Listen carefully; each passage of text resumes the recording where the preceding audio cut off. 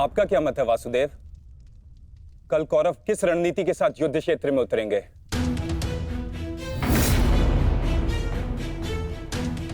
उनकी व्यूह रचना क्या होगी? व्यूह रचना चाहे जो भी हो, किंतु आज जो रणभूमि में हुआ उसके पश्चात यह निश्चित है कि दुर्योधन की रक्षा हेतु वे उसे सेना की अंतिम रेखा में ही रखेंगे, क्योंकि वो जानते हैं कि दुर्योधन ही हमारा लक्ष्य है।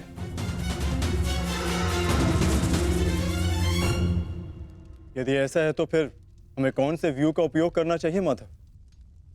अर्धचंद्र व्यू पार्थ।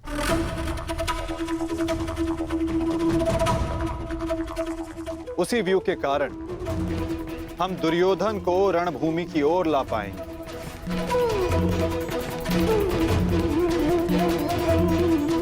और यदि दुर्योधन व्यू से बाहर नहीं आया तो ये उसकी दुर्बलता समझी जाएगी और मानसिक पराजय भी।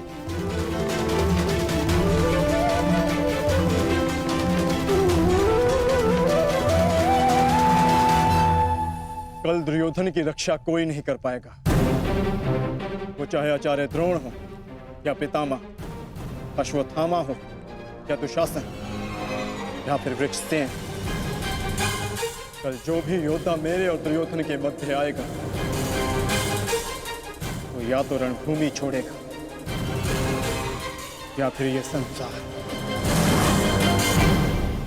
मेरे पिताश्री आप पर पूर्ण विश्वास करते हैं युवराज, और मैं अपने पिताश्री की ओर से आपको यह वचन देता हूं कि जब तक मेरे शरीर में अंतिम श्वास रहेगी तब तक मैं युद्ध भूमि में आपकी सुरक्षा के लिए प्रस्तुत रहूंगा।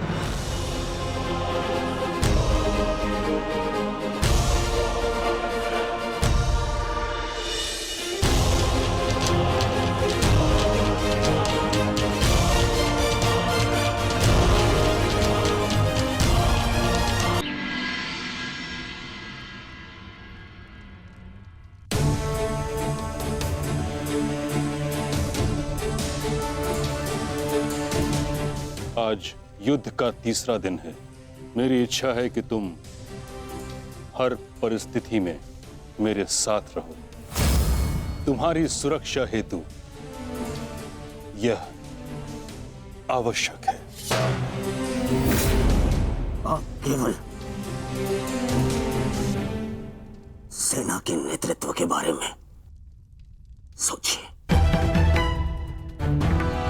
तुम्हारी कुतर्कता का मैं उत्तर देना नहीं चाहता दुर्योधन, परंतु दो बातें स्मरण रहें दुर्योधन।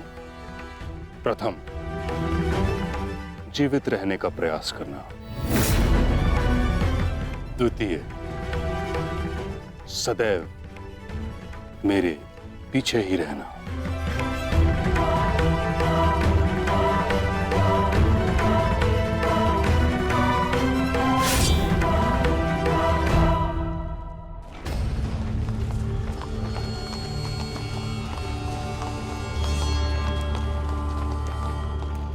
प्रणिपात पिताश्री। यशस्वी भव। मैं यहां तुम्हें यह बताने नहीं आया कि मन लगाकर युद्ध करना, क्योंकि वो तो तुम करोगे ही। मैं यहां तुम्हें एक सीख देने आया हूं।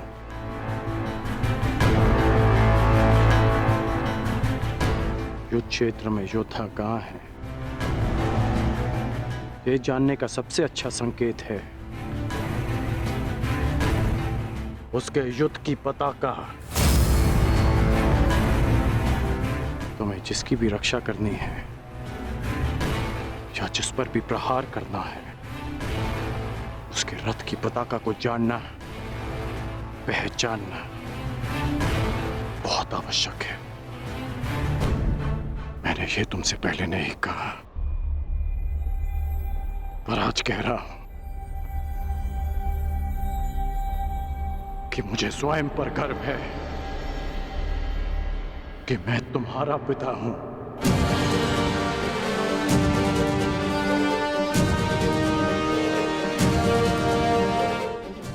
हो तुम्हारा पुत्र अपने पूरे कौशल से युद्ध करना और विजयी बनना, ताकि संसार स्मरण रखे कि तुम राधे कर्ण के पुत्र हो। सदा स्मरण रहेगा पिताश्री। जब मृत्यु युद्ध क्षेत्र में सामने खड़ी हो तो योद्धा कहता है, हे मृत्यु, तैयार यदि तू आने को, प्रसन्न मुखा। द्वार खुला है, तेरा स्वागत, प्रसन्न मुखा।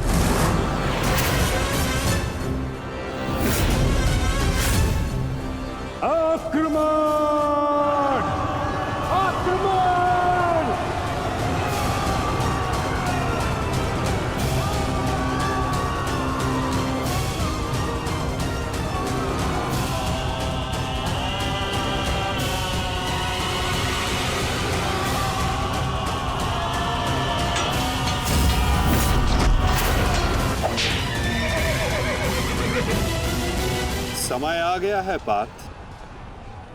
क्या करना है? स्मरण है ना?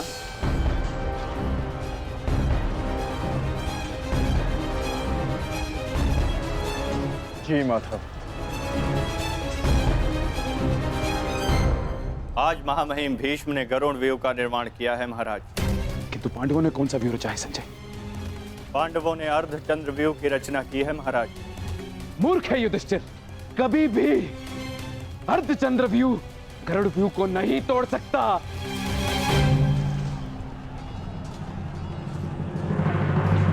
प्रस्थान करो विकोदर। जो आदेश वासुदेव। अपने साथ कुछ सैनिक भी लेते जाओ। जी वासुदेव। सैनिकों, आगे बढ़ो।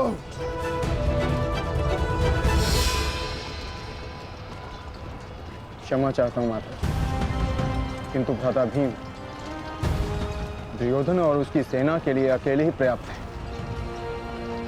तो फिर आपने उनके साथ सैनिक क्यों भेजे? जिस कार्य के लिए विकोदर जा रहे हैं, वहां शत्रु का ध्यान बटाने के लिए उन्हें सैनिकों की आवश्यकता अवश्य पड़ेगी। तुम समझ रहे हो ना पार्थ?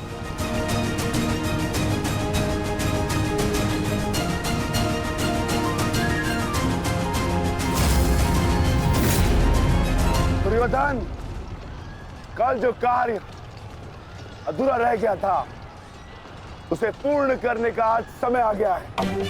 हाँ भीम, हाँ, क्योंकि नियति ने तुम्हारी मृत्यु मेरे हाथों लिखी है, मेरे हाथों। आओ, एक बार पुनः सोच लो दुर्योधन, कल मैंने ही तुम्हें प्राण दान दिया था और उसी के कारण आज तुम एक भयभीत हिरण की भांति पितामह की छाया में छिप कर बैठे हो। बाहर निकलो और लड़ो मुझसे। दुर्योधन, कहीं ऐसा तो नहीं कि तुम्हें अब समझ में आ रहा है कि रणभूमि सजाकर तुमने कितनी बड़ी मूर्खता की है? अभी ज्ञात हो जाएगा कि किसने कितनी मूर्खता की है। आओ दुर्योधन, मैं तुम्हारी प्रतीक्षा कर रहा हूं। साथी,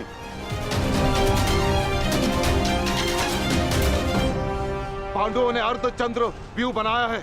यदि युवराज इसमें फंस गए ना तो उनकी सुरक्षा करना असंभव हो जाएगा। कुछ ना कुछ तो करना होगा मामहिम। हमें इन्हें रोकना होगा। ये मामहिम।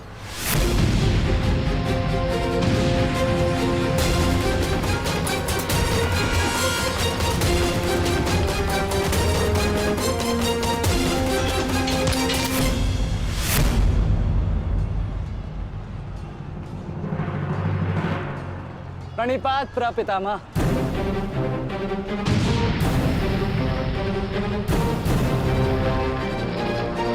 रुको। प्रणाम आचार्य। क्यों मेरे समक्ष आ जाते हो? मेरा जन्म ही सदैव आपके मार्ग में आने के लिए हुआ है आचार्य।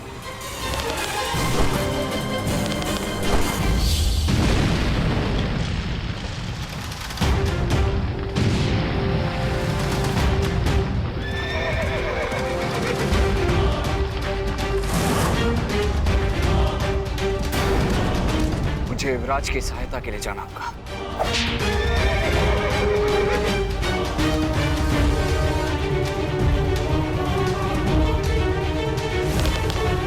सावधान दुर्योधन!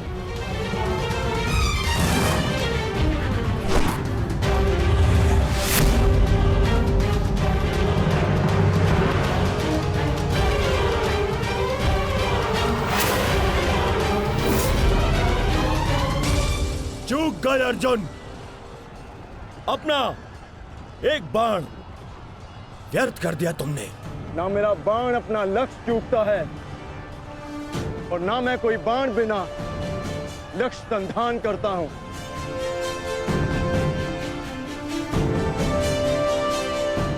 अर्थात इसलिए ताकि पितामह भीष्म मुझे ढूंढ ना पाए। ये युद्ध हम भाइयों के मध्य है, तो फिर इसमें आचार्य द्रोण और पितामह को कष्ट क्यों देना?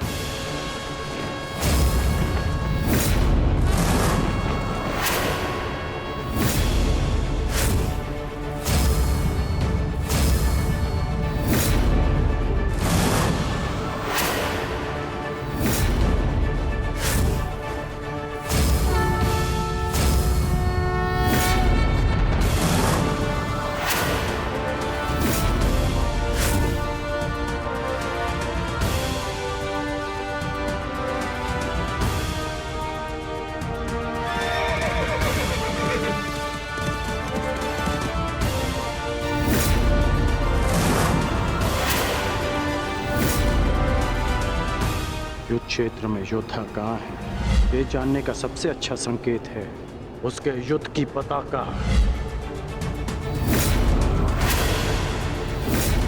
सारी पांडव पताकाएं एक साथ, अर्थात वहां कोई एक विशेष शत्रु है, और वो विशेष शत्रु युवराज दुर्योधन के अतिरिक्त और कोई नहीं हो सकता।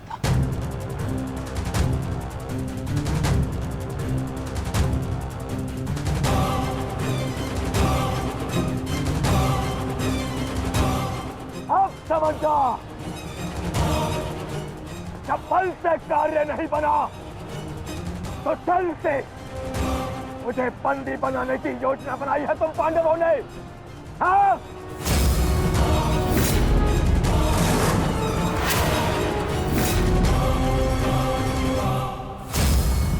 हाँ?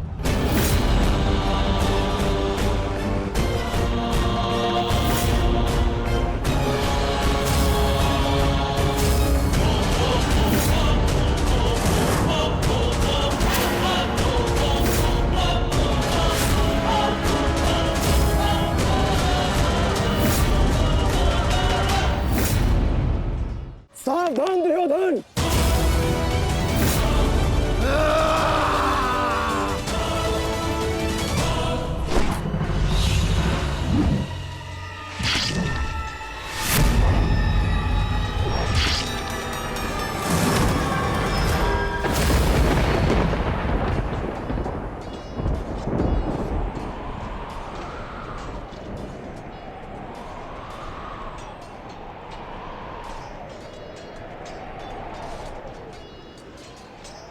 वृषसेन,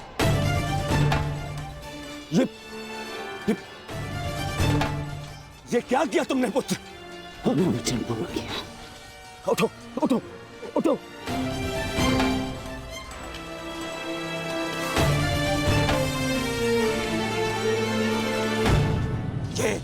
मेरे और इन पांडवों के मध्य का युद्ध है, तुम्हारा नहीं। तुम जाओ, ये मेरा आदेश है, जाओ यहाँ से। आज यदि स्वयं ईश्वर भी मुझे आदेश दे तो मुझे स्वीकार नहीं है युवराज। आपके द्वार से कोई खाली हाथ नहीं लौटना चाहिए युवराज। शत्रु युद्ध मांग रहा है यार। आइए मिलकर उसे युद्ध का आनंद देते हैं।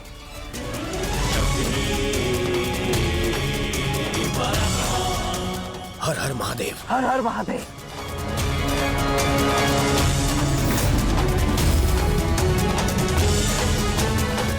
उठ जाओ वृषसेन। आज मेरे और दुर्योधन के मध्य जो भी आएगा, या तो रणभूमि से जाएगा या इस संसार से।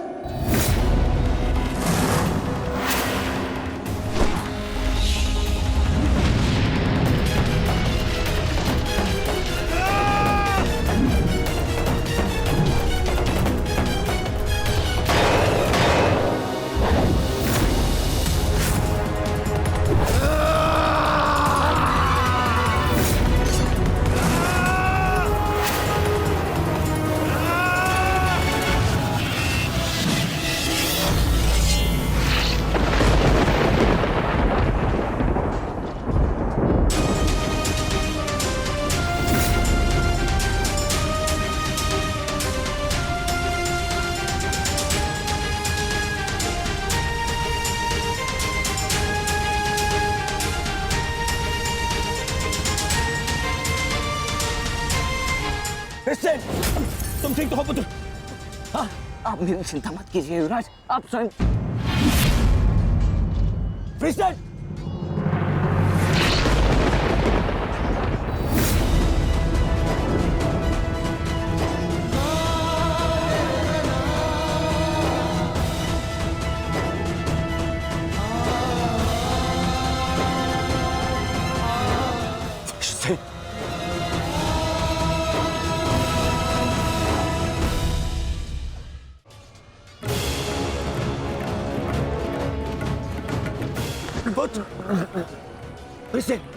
अभी भी समय है, लौट जाओ।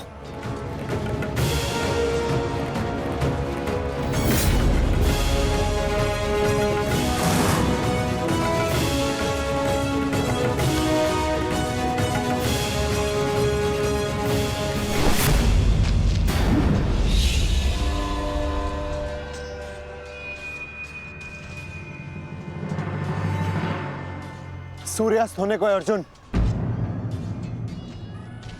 संधान करो।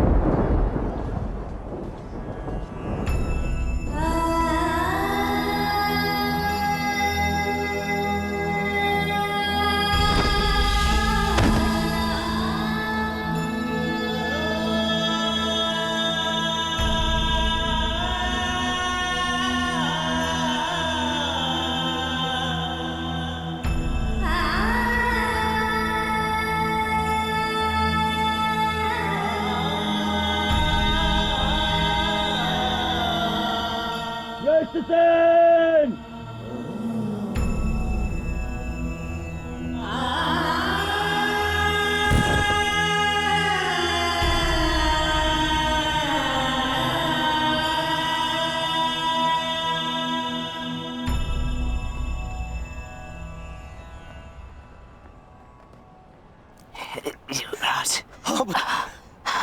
आप सुरक्षित तो है। हाँ पुत्र, मैं सुरक्षित हूँ। और तुम चिंता मत करना, मैं तुम्हें अभी वैद्य के पास में लेके जाऊंगा। तुम स्वस्थ हो जाओगे। आओ आओ।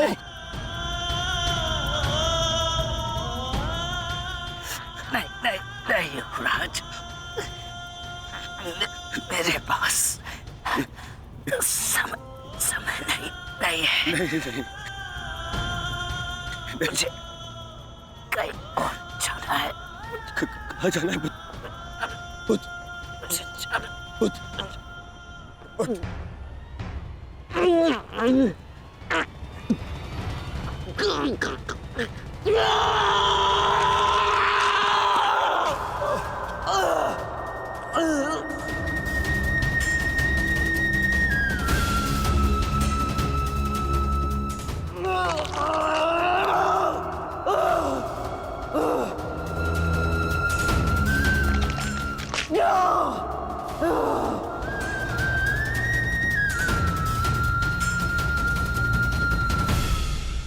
इस संसार से जाने से पूर्व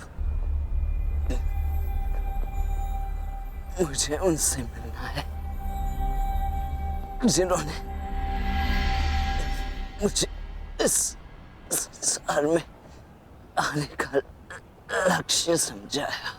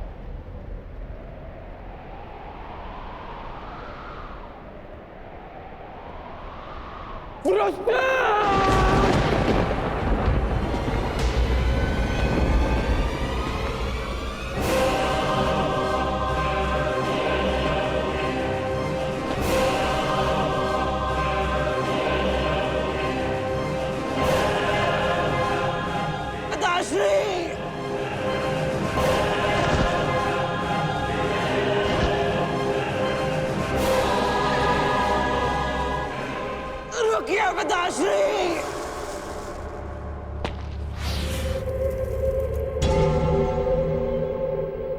आप वचनबद्ध हैं। आप व्यापार नहीं करेंगे। मैं नहीं चाहता कि कल कोई कहे कि वृषसेन के कारण वचनवीर कर्ण ने अपना वचन तोड़ दिया।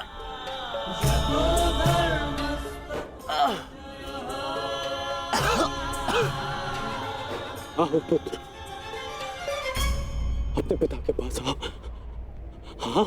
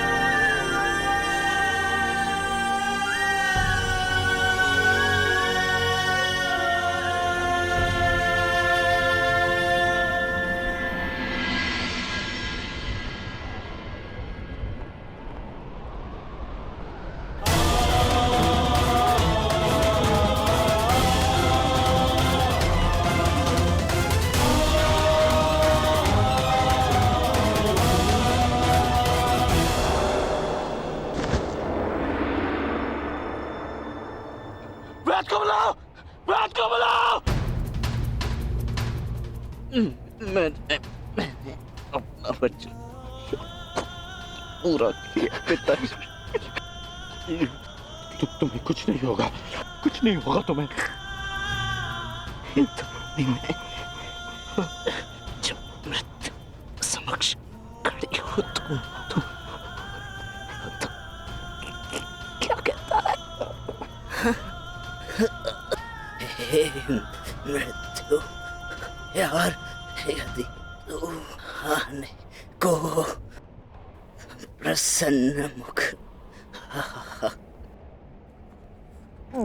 द्वार खुला है, तेरा स्वागत प्रसन्न मुख।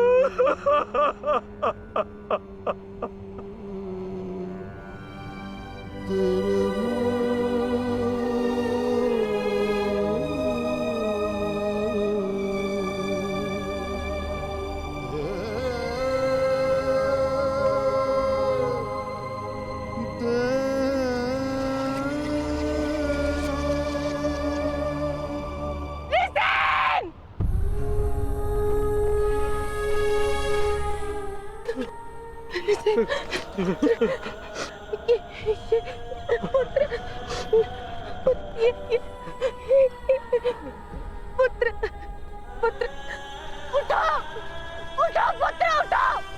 तुम्हारी माता तुम्हें इसकी आज्ञा नहीं देती। उठो, उठो पुत्र, उठो। ऋषि, ऋषि।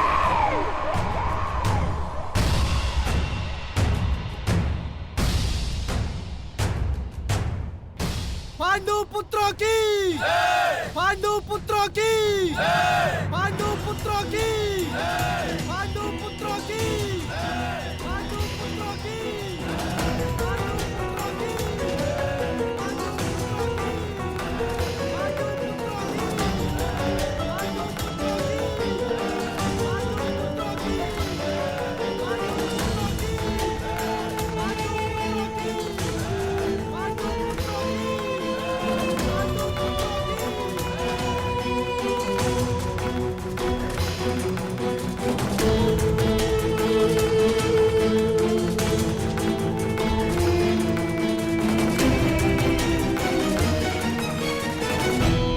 किस बात का उत्सव मनाया जा रहा है पांचाल कुमार?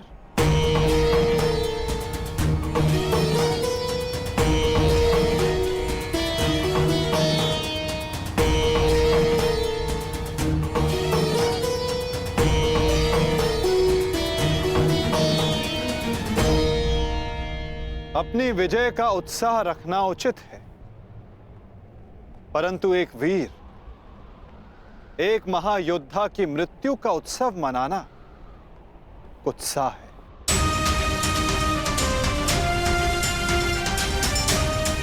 जब वीर उत्तर की मृत्यु पे हमने शोक मनाया था, तो आज वृषसेन की मृत्यु पर हमें उत्सव नहीं मनाना चाहिए।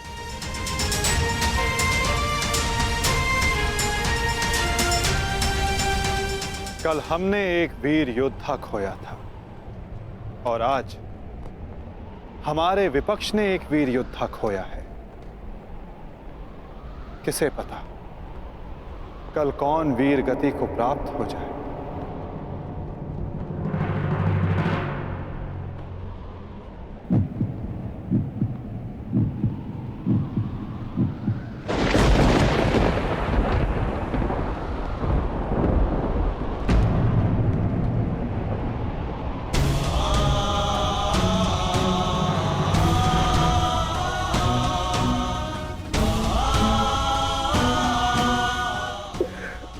मुझे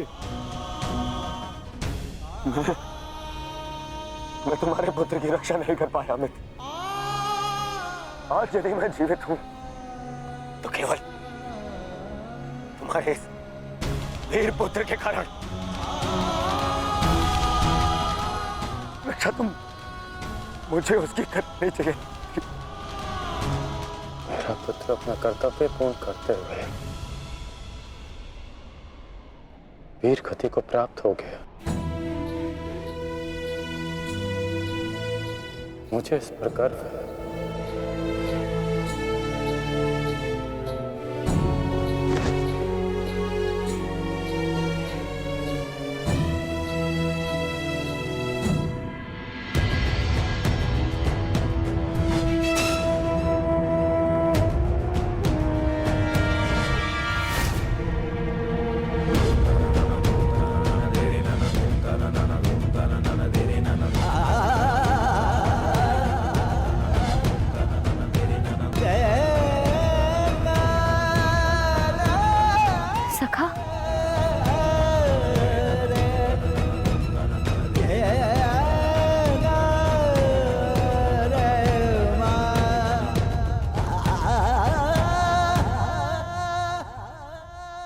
इतना तो मैं समझ गई थी कि वहां सबके मध्य आप मुझे कोई संकेत देना चाह रहे थे,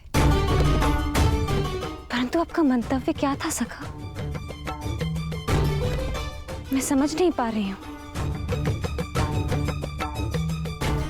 वो क्या है जो आप कहकर भी नहीं कह रहे थे? बताइए सखा। यही कि युद्ध में शत्रु का बाण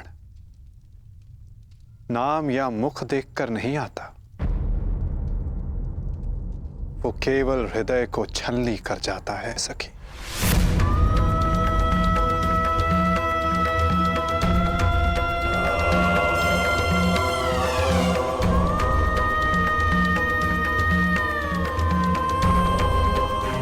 मेरे पुत्रों की भाग्य रेखा भी वृषसिंह की बात है।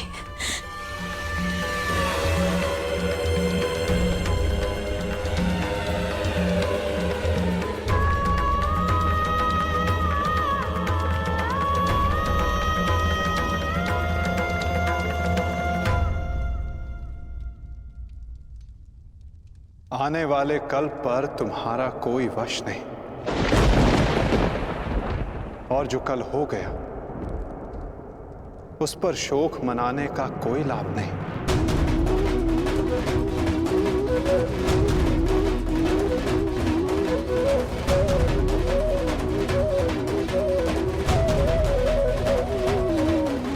जब समय आएगा सखी,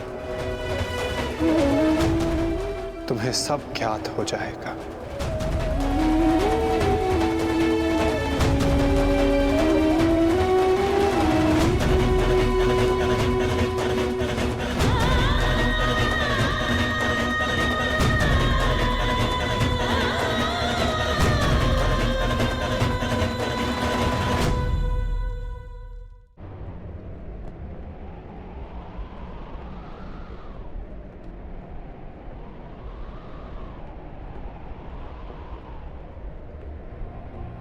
है मृत्यु तैयार यदि तो आने को प्रसन्न मुख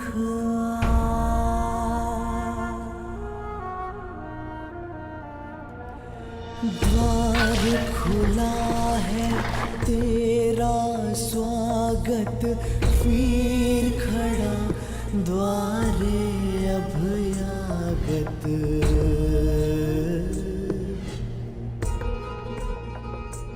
बाहें फैला के मुस्कुरा के करता अपने अतिथि का जब मृत्यु युद्ध क्षेत्र में सामने खड़ी हो तो योद्धा कहता है, हे मृत्यु, तैयार यदि तू आने को, प्रसन्न मुखा। बालक आया तेरे आंचल छाया,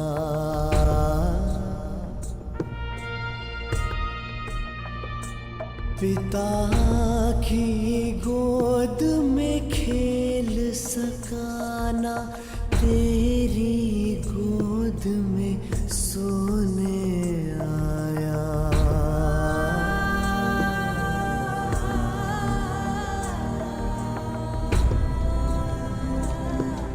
सपना था वो विवश पिता का, उसकी हर आशा है टूटी। कांधे चढ़े पुत्र की अर्थी, ये पीड़ा है सबसे अनूठी। हर बोझ है छोटा इसके आगे, पिता पुत्र को ही दे अगले।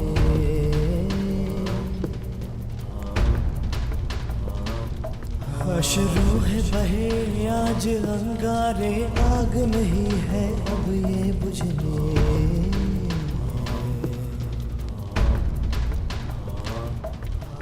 द्वार खड़ा तेरे अभयागत,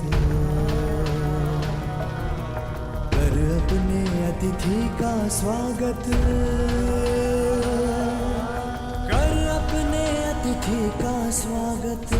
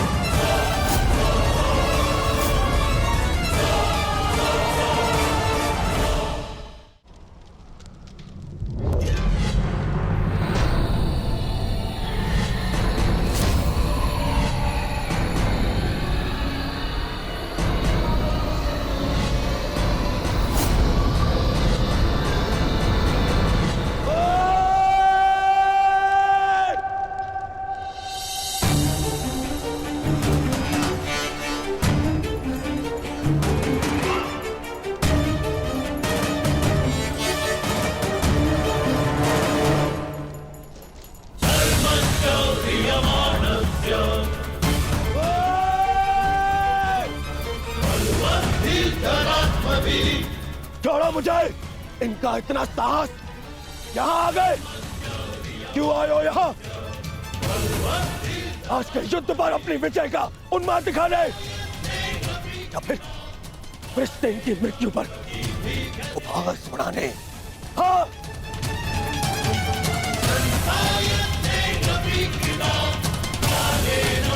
मामा जी, इन्हें कहिए यहाँ से चले जाए, अन्यथा मैं इनका बंद कर दूंगा। जाओ यहाँ से।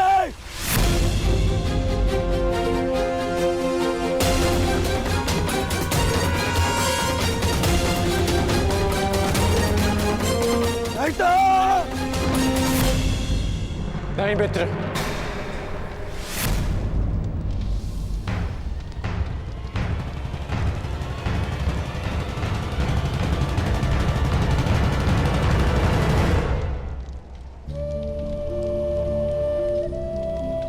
रहने दो इन्हें। मेरा पुत्र वीर गति को प्राप्त हुआ है, उसे शांति से दूसरे लोग जाना।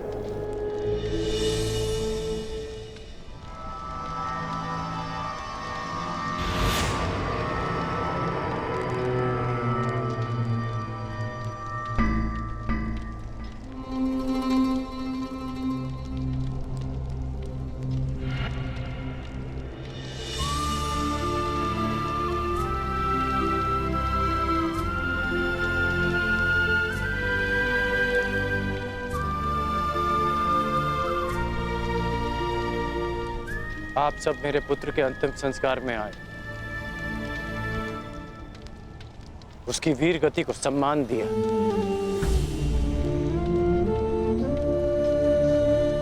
उसके लिए आपका बहुत बहुत धन्यवाद।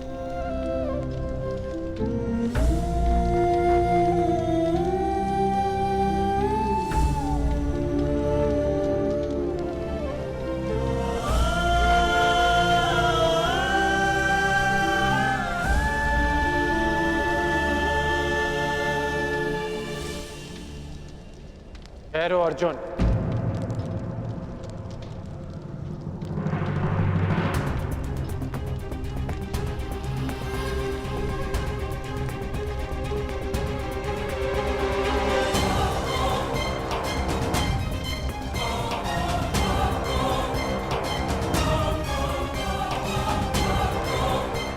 उस दिन की प्रतीक्षा करना जब मैं युद्ध भूमि में प्रवेश करूंगा।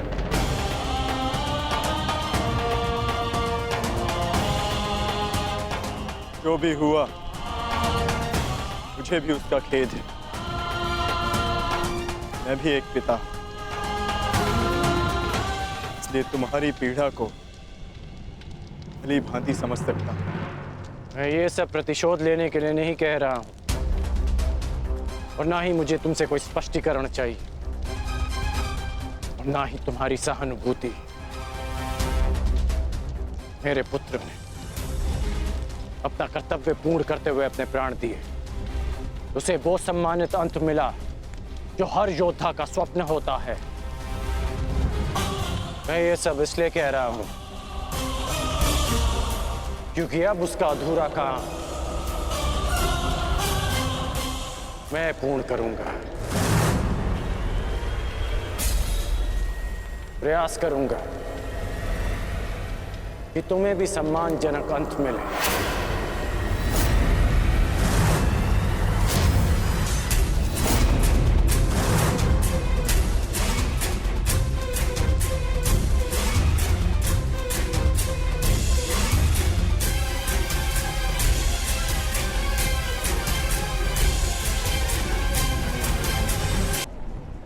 मेरी प्रतीक्षा करना अर्जुन।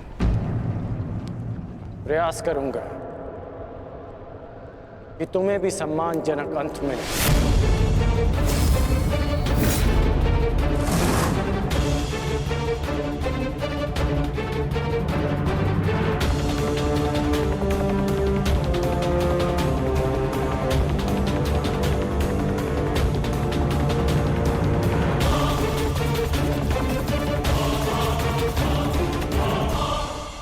मित्र, इन पांडवों को इनकी नियति तक अवश्य पहुंचाऊंगा मैं, परंतु उससे पहले उस विश्वासघाती को उसकी नियति तक पहुंचाऊंगा। तो हमारे ही पक्ष में है।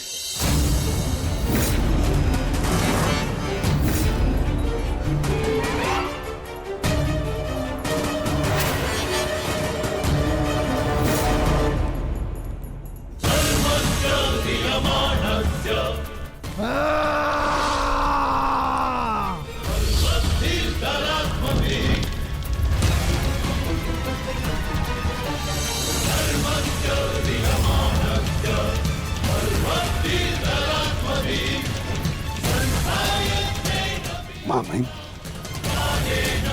महामहिम,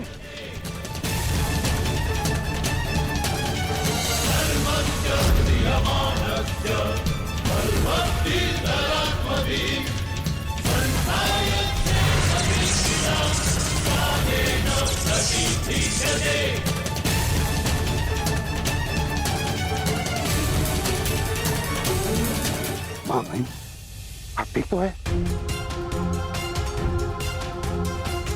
महामहिम के शिविर में अग्नि लगाने का दुस्साहस किसने किया? उत्तर दो। एक विश्वासघाती को यही दंड मिलना चाहिए, यही।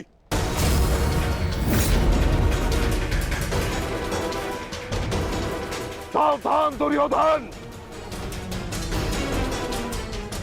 आज की हार के कारण शब्दों का चयन करना भी भूल गए हो तुम। लज्जा नहीं आती तुम्हें? नहीं आचार्य, मैंने सर्वथा उचित शब्दों का ही चयन किया है। आज जो कुछ भी हुआ वो इनके कारण हुआ है।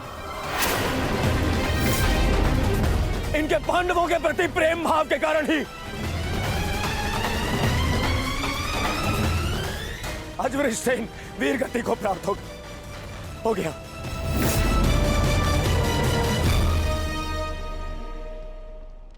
इसीलिए मैं हस्तिनापुर का युवराज दुर्योधन आज अभी और इसी क्षण से आपको कौरव सेना के सेनापतित्व से मुक्त करता हूं। जाइए, चले जाइए वापस हस्तिनापुर और जाकर विश्राम करिए वहां।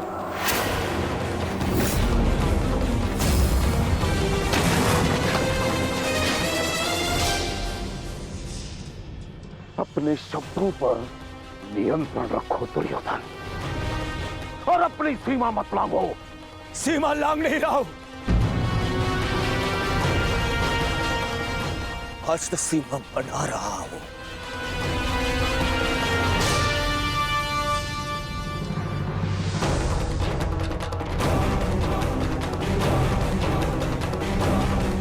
इस समय मैं ऐसे व्यक्ति के सामने खड़ा हूं जो हमसे अधिक हमारे शत्रुओं के पक्ष में है,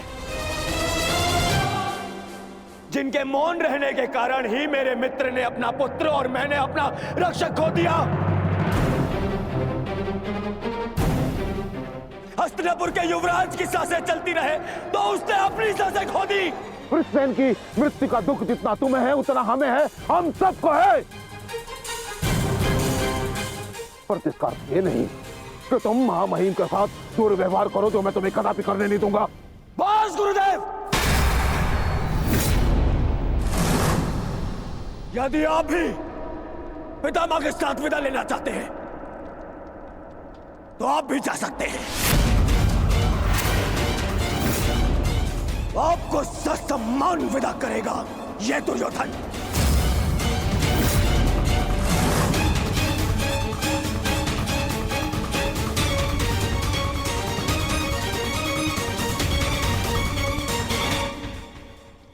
तैयार हो जाओ मित्र, कल से इस युद्ध में तुम अपने मित्र का साथ दोगे। इनसे कहीं अधिक इस युद्ध में मुझे तुम्हारी आवश्यकता है मित्र। दो सहोदर एक दूसरे का रक्त न भाई, ये उत्तरदायित्व आपको ही लेना होगा ताश्री। प्राण की रक्षा केवल आप ही कर सकते हैं। कदापि नहीं। जब तक मैं युद्ध भूमि में उपस्थित हूं तब तक अंगराज कर्ण युद्ध भूमि में पद नहीं रखेगा। क्यों मेरा मित्र मेरे साथ में युद्ध में खड़ा नहीं हो सकता? बताइए क्यों? कल को यदि फिर से मेरे प्राणों पर संकट आया, मेरे प्राणों की रक्षा कौन करेगा? मैं करूंगा तुम्हारी रक्षा। शत्रु को तुम्हारे समीप आने नहीं दूंगा।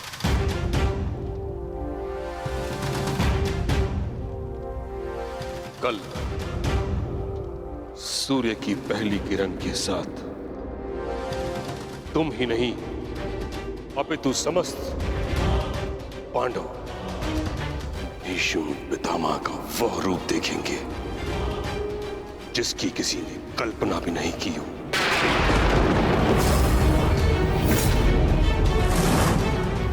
यह मेरा वचन है।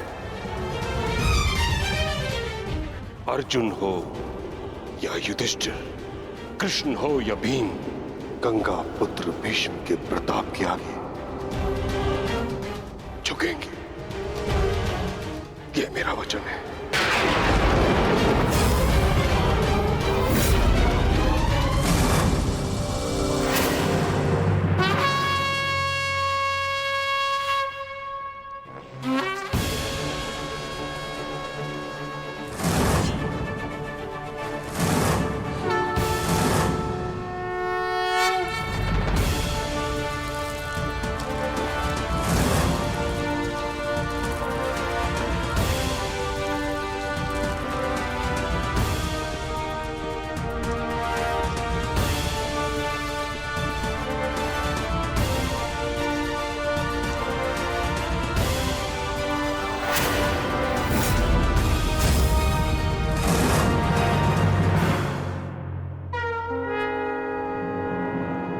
युद्ध का चौथा दिन।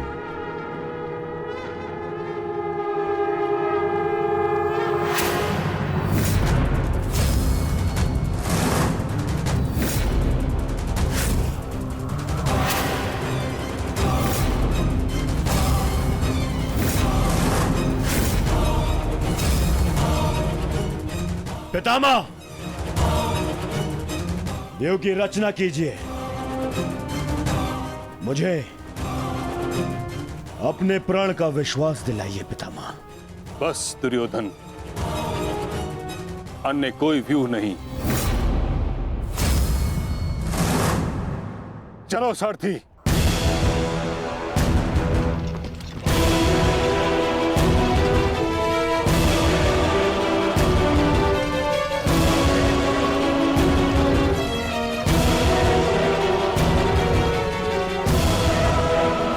ये तो अच्छा संकेत है माता। प्रतीत होता है कि पितामह इस नरसंहार को समाप्त करना चाहते हैं, इस युद्ध पर विराम चाहते हैं। गंगा पुत्र इस महायुद्ध पर विराम अवश्य लगाना चाहते हैं, परंतु अपने सभी शत्रुओं का अंत करने के पश्चात।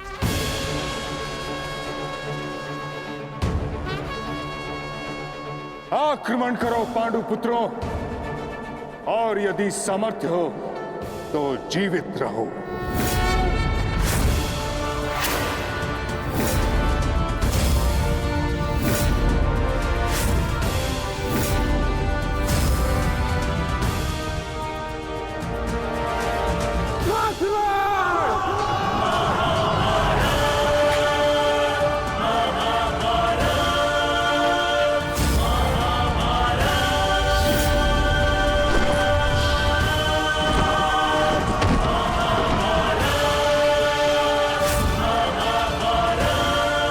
क्या कर रहे पितामह?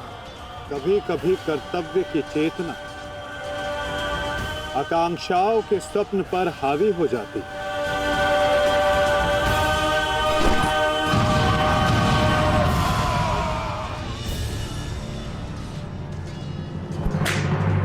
यह मेरी अंतिम चेतावनी है पांडुपुत्रों, और तुम्हारे पास ये अंतिम अवसर है।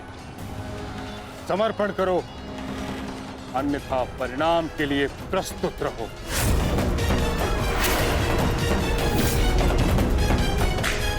यदि समर्पण नहीं किया तो ऐसा संहार देखने को मिलेगा कि जिसकी आशा भी नहीं की होगी तुमने।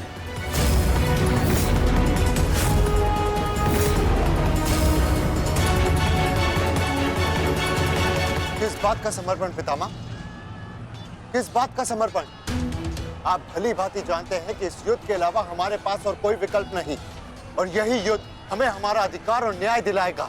तो ठीक है, अपने इस निर्णय का परिणाम भुगतने के लिए तत्पर हो जाओ।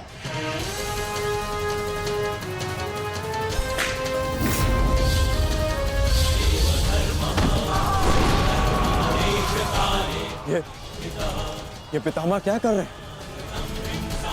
हमारे सैन्य बल का क्रूरता से अंत कर रहे हैं। अर्जुन, तुम्हें पितामह को रोकना होगा, क्योंकि हम सभी में केवल और केवल तुम ही इसमें सक्षम हो।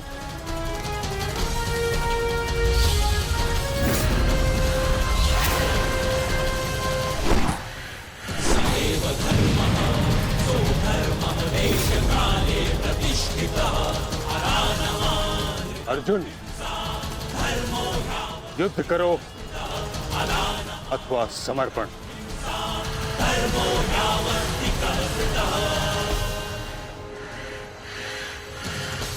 तुम्हारे मौन ने मुझे उत्तर दे दिया।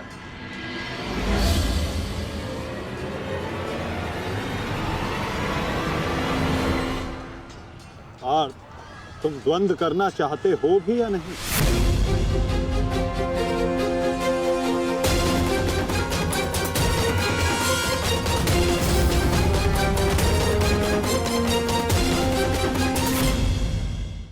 तुम्हारे मौन ने मुझे उत्तर दे दिया।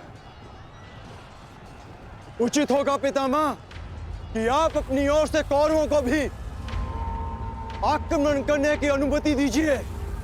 क्योंकि आप तो मेरे साथ द्वंद्व में व्यस्त होने वाले हैं। मेरी ओर से लड़ रहे योद्धाओं का अपमान मत कीजिए पितामह। ठीक है अर्जुन,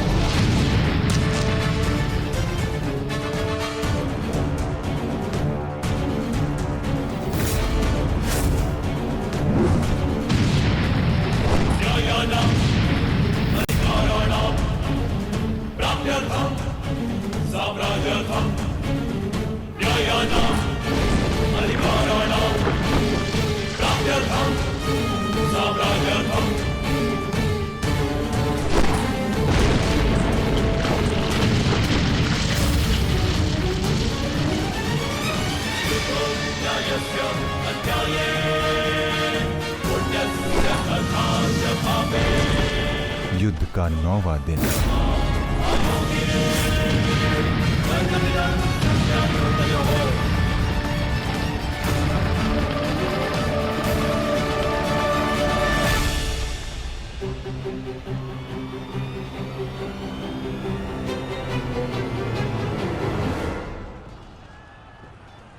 माधव, ये पितामह तो भ्राता युधिष्ठिर की ओर अपना रथ लेकर जा रहे हैं। भ्राता युधिष्ठिर संकट में है माधव, हमें शीघ्र कुछ करना होगा।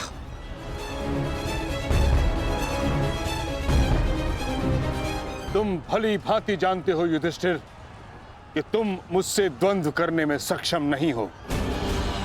इस कारणवश अपने सैनिकों की आहुति देना बंद करो, समर्पण कर दो।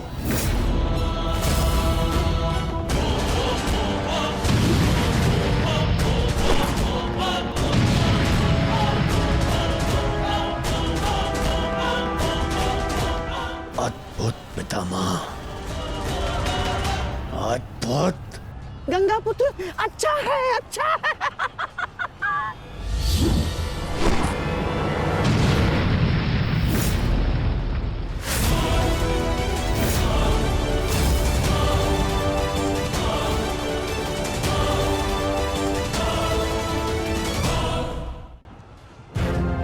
मेरे मार्ग से हट जाओ।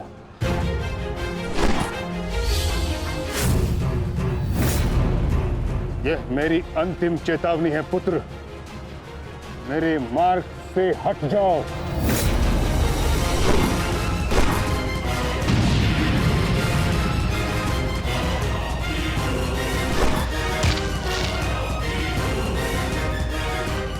समर्पण करो।